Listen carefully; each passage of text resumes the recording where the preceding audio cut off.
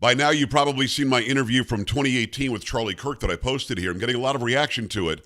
A lot of people are seeing it. It turns out he was prescient. He really was predicting things that would happen in the 7 years that he had left in life.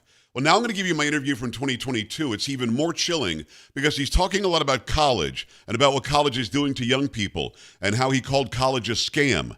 In this interview, he's going to talk about the very institutions where he ended up losing his life. Now my interview with Charlie Kirk from 2022. You've got a brand new book out called The College Scam.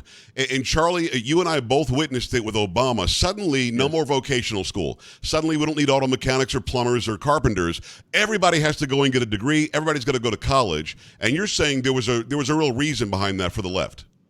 That's right. I mean, I think it's a scheme and a plan. I think a lot of people are sympathetic to that argument now more than ever, especially what we've lived through the last couple of years, that the left has a plan and that we're all kind of living through it.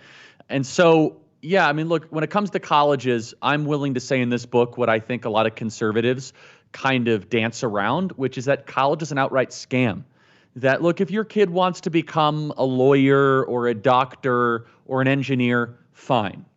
But be careful, they still might lose their values. Yeah. But a vast majority of kids that go to college, Joe, they're not studying that. They're studying North African lesbian poetry or 13th century Reconstructionist, I don't know, interpretive dance theory or whatever you want to call it. And so it's from the actual structure of what they're getting when they go to college, it's a waste of time and a waste of money. Now, mind you, if every school was like Hillsdale College, I would not have had to write this book. It would have been, well, college is too expensive. It's not just that it's too expensive. That's a major part of the book, by the way, of why it's too expensive and who's getting rich and the people on the board and the developers and the corrupt politicians. It's awful. But even if it was super expensive and maybe you were getting something in return, we could have a conversation about that. It's super expensive and you get garbage in return. Right. And finally, I'll just say this for our more political viewers and listeners, which is people are wondering, why is the country I'm living in so profoundly different than the one I grew up in? And one of the arguments I make in the book is it's because you've sent our prized possessions of young people to these colleges. I blame colleges for a vast majority of the problems that we're dealing with right now. It's Charlie Kirk. You've seen him everywhere. He's got a great radio show as well. 45books.com is the website. 45, the number 4 and the number 5, books.com. Go there and get The College Scam. So they get us to go to college, forget the vocations. Now we've got you. We're going to teach you about ESG, going to teach you about the 1619 Project, going to teach you why BIPOC is more important than white and why white is bad and why you should feel guilty. And then once you finish college, then they're going to advocate to get rid of the college loans that you owe. Is this to really solidify them on the left forever? Look, we gave you free college. That's worth your vote, isn't it?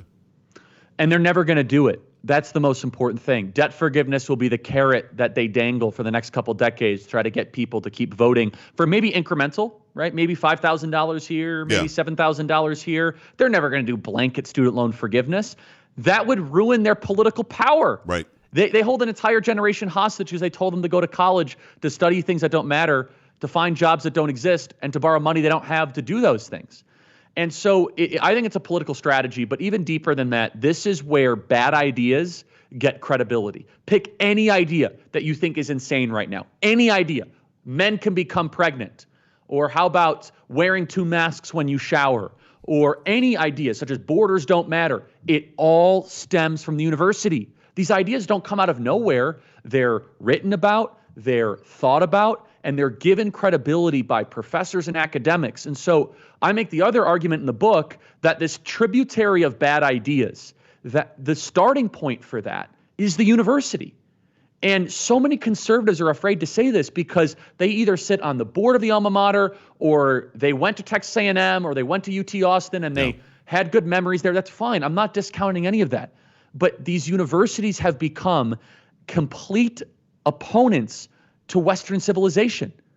Just read their websites.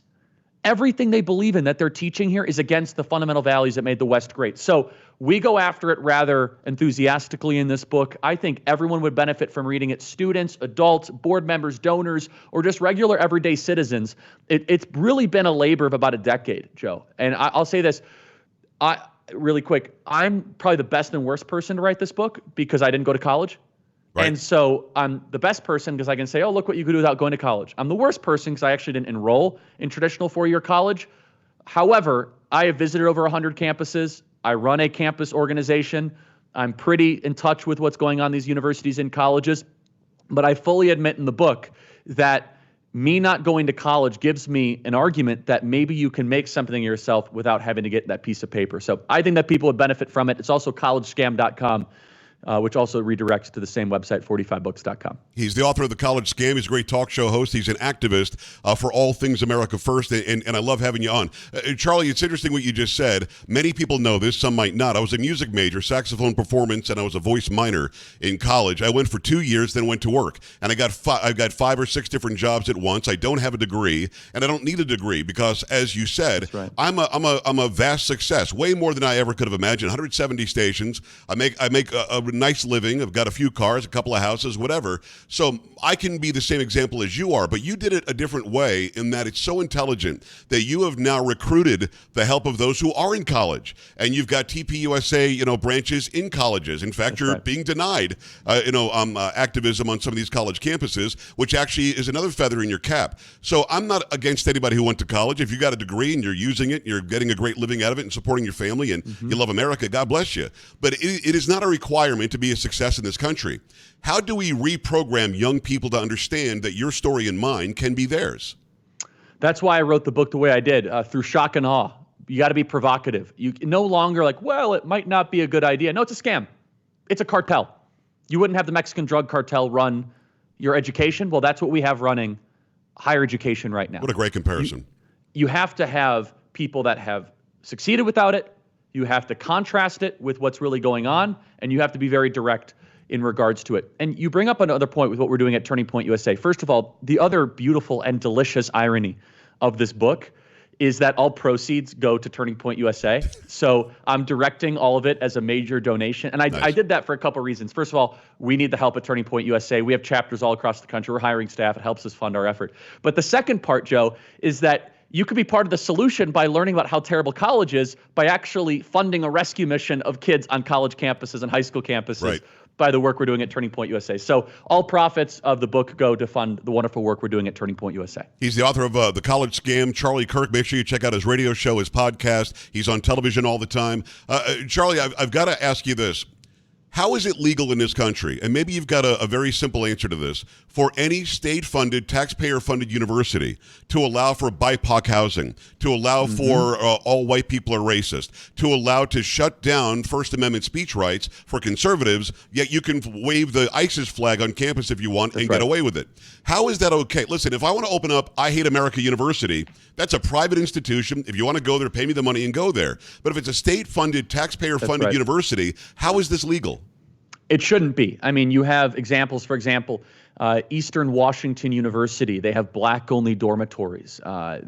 So many of these, that's not a red state, but there's plenty of red states where they have black-only dormitories, and they have people, as you mentioned, BIPOC, people of color, dormitories and living quarters. And it's something that Republicans, quite honestly, have allowed to happen. So there's two things. Number one, we're partnering with Stephen Miller, who I think is phenomenal, to actually put forward civil rights litigation against this, because we believe it's in direct violation of the 1960s Civil Rights Act. So that's number one. Number two, Republicans have got to wise up. And now this really is the third rail in the book, okay? So let's take a random state. Let's take South Dakota or North Dakota. Yeah. The university is one of the largest employers in South Dakota and North Dakota.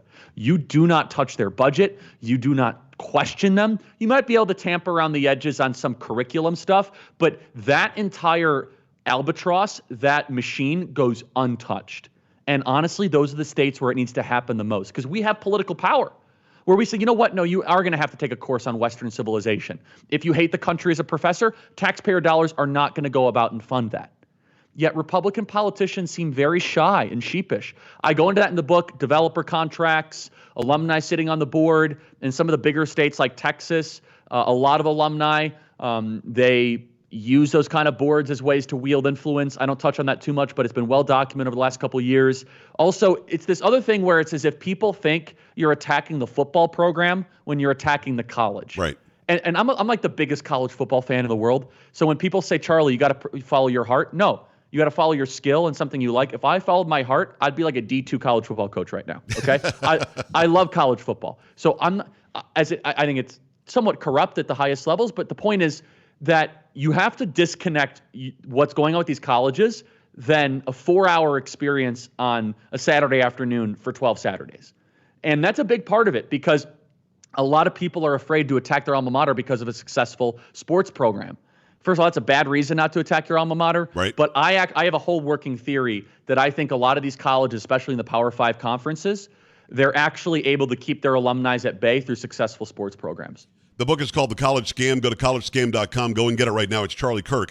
Charlie, you brought up a point that really did jump out at me. Martin Luther King Jr. died in trying to get equality and equal opportunity for all people in America. We had Richard Nixon, who desegregated schools more than any other president in history. How exactly has the left indoctrinated people enough that they're segregating themselves on purpose? Why would they ever go backward and basically dance on the grave of a guy like Martin Luther King Jr., who would be sick to see what's going on? How did they do this? They never actually liked him. If you read some of the more kind of black nationalist literature in the 1960s and 70s, they rejected Martin Luther King's vision of a colorblind America. So kind of the modern day archbishop of everything racist and what they call anti-racism, which is actually bigotry. That's what we should call them, is a guy by the name of Henry Rogers. I always get it messed up. His name is really, he calls himself Ibram X. Kendi. Okay. Every parent should educate themselves on who Ibram X. Kendi is. He's taught in almost every major university, almost every teaching college.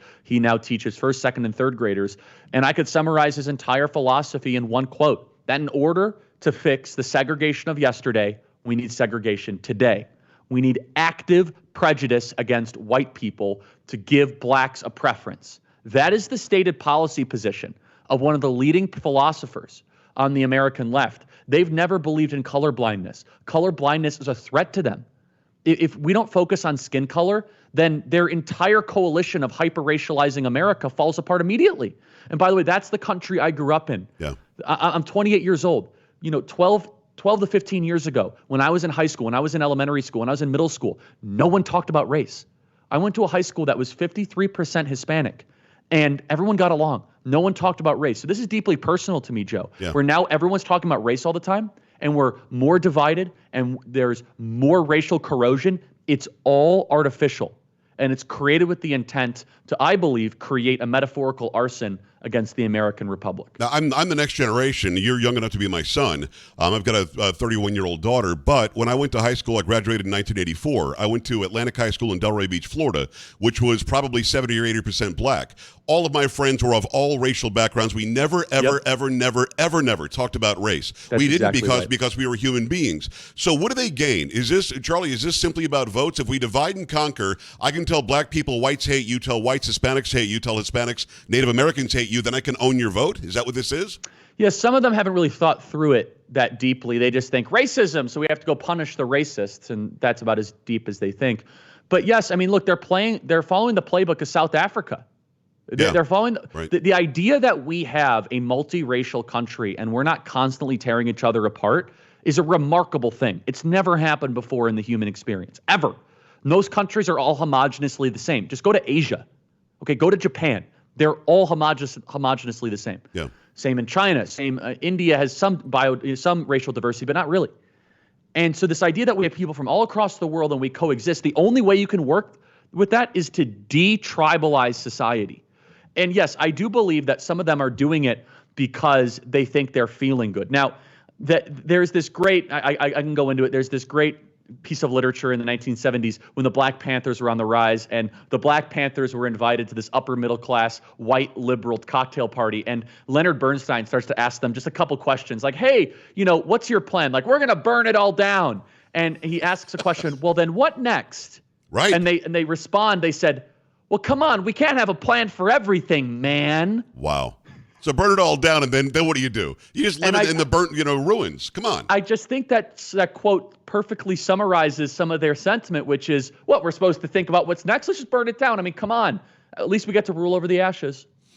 The College Scam is the name of the book. He's the author. It's Charlie Kirk. You know Charlie Kirk, also the founder of Turning Point USA. Does an incredible radio show every day. Check out everything that he does. One last question. Charlie, with the America First push, the vast conservative values push like you and I have, President Trump has. I just had Ronnie Jackson on.